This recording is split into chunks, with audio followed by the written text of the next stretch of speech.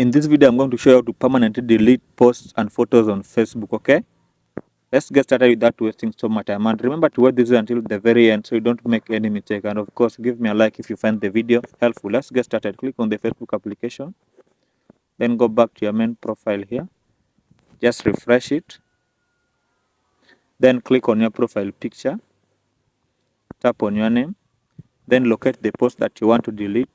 For instance, okay, let me just scroll. I want to delete this post here. I'll just click on the three dots at the top.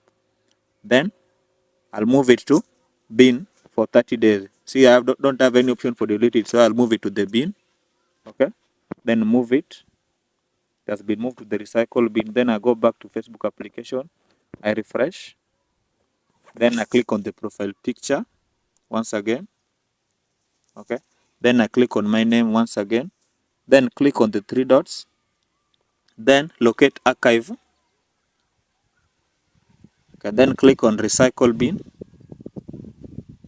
Now you will see the post that you deleted here. Select the post. Then click on the three dots here. Then delete it here. Okay. You can see that the items you deleted can't be restored. Delete it.